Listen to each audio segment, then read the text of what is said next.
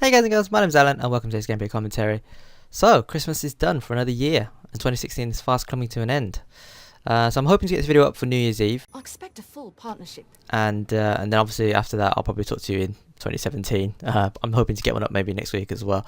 But yeah, so I hope you got some decent presents. Hope you enjoy some good food. I know our kitchen is still stuffed with like just junk food, and the fridge is still rammed with like just fruit and veg and stuff like that. We always buy more than we need to. I'm sure I'm not the only family that does that.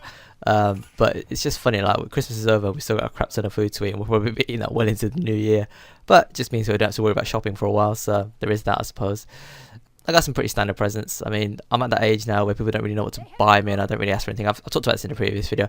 So I just got the usual, just chocolates and money, which is pretty standard, pretty boring, but I thought that counts and all that.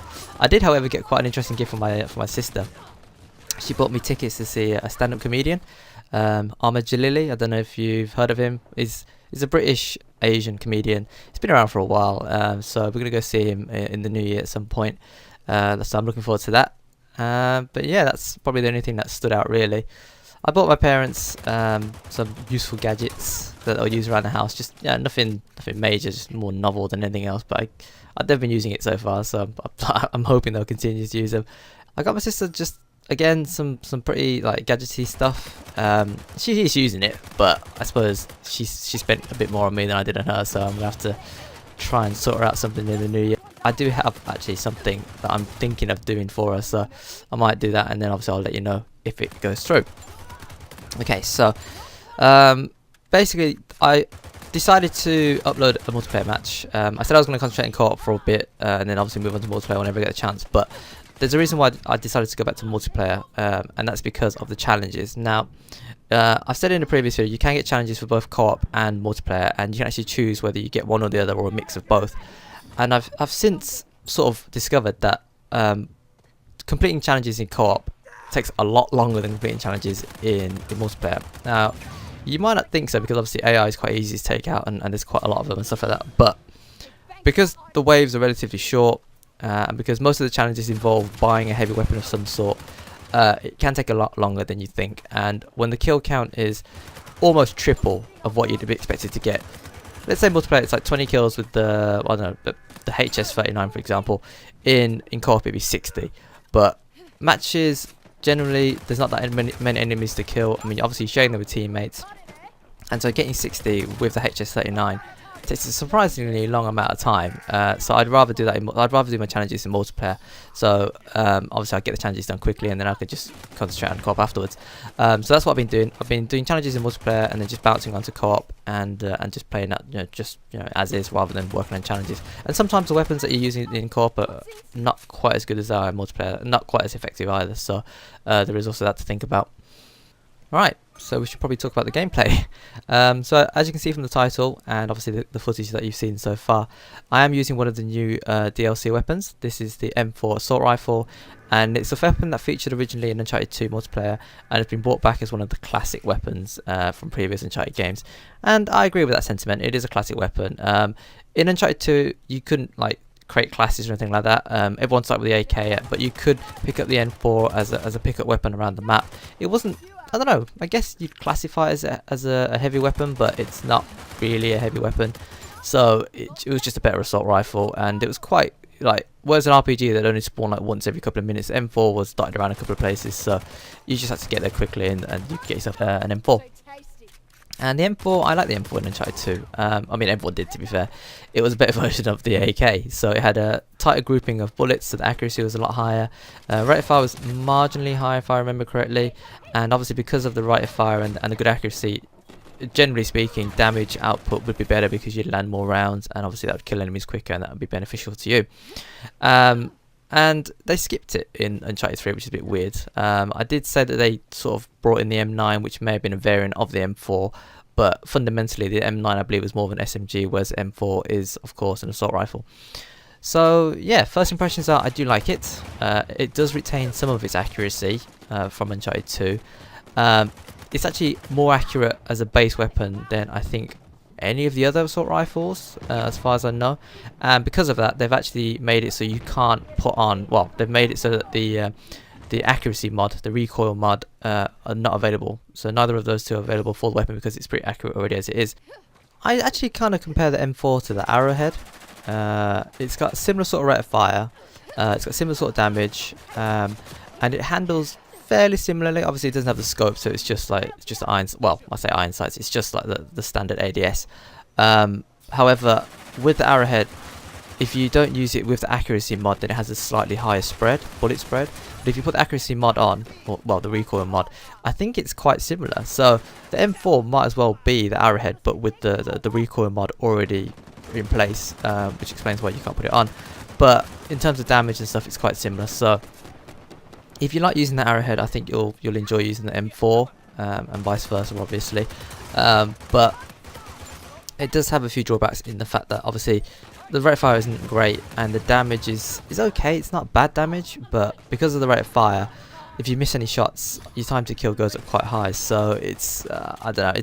I can use it, but it's not something I'd pick all the time because it's not great for all situations. It's a sort of weapon where at mid to long range you probably excel, but in CQC, if you come up against someone who's using a pistol with a high rate of fire, or coming up with someone who's using an SMG or something like that, you're probably going to lose out. I mean, I've not lost every single gunfight in CQC, but there have been several occasions where, had I been using a different weapon, that one extra bullet that I could have put into the enemy player would have been all that I needed to down them before they down me. And I get frustrated by that quite a lot because, as I said, there's been a few situations where they're literally just one shot, but because of the fact it's a little bit weaker than some of the other weapons I use, I lost out in the gunfight, and so it's a little bit infuriating sometimes. But I guess you can say that about a lot of the weapons, but in Uncharted especially, having, as I said in a quite an early video now, I suppose, having a high rate of fire is probably more key than anything else, because of the fact that some bullets don't get counted because of bad hit detection, because of lag and stuff like that.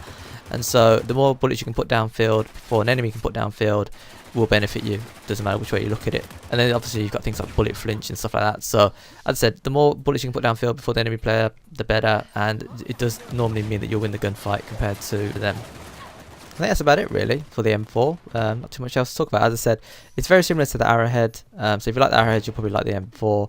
It's got pretty decent accuracy, good bullet grouping, but obviously because of that accuracy they have toned down the fire rate, and the damage is sort of moderate. It's not great, but it's not too bad either. But it's sort of a mid to long range weapon. You can take it into CQC, but if someone else is using a high fire rate weapon like an SMG for example, or the HS39, you're probably going to get outgunned, so just be prepared for that and keep your engagements, you know, at a relative distance. I like the way it looks. They've designed it really well in this game. I mean it looked pretty good in the in Uncharted 2, but in this game you're like proper detailed. You can see it when you're using it and stuff like that. And also the sound is quite meaty. It's quite deep. It wasn't as, I mean, it was a little bit tinny in Uncharted 2, but I didn't mind that. I mean, it was a fast firing weapon then, so I suppose they've toned it down a bit, made it a bit more meaty because of the fact it is a slow rate of fire weapon. I don't know. Maybe that's just me saying that, but it like, makes sense, I suppose. Okay, so I don't know, not too much else for me to talk about in this match, to be fair.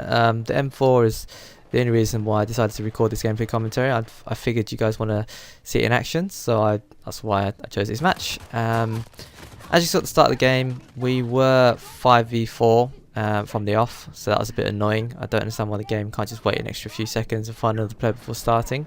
Because, I mean, in a game like Plunder especially, being a man down is not ideal, to say the least. I'm going to save this topic for another day, Christmas noobs, but I think from what I've seen, there's actually been a few more new players on Uncharted 4 recently, of course, after Christmas.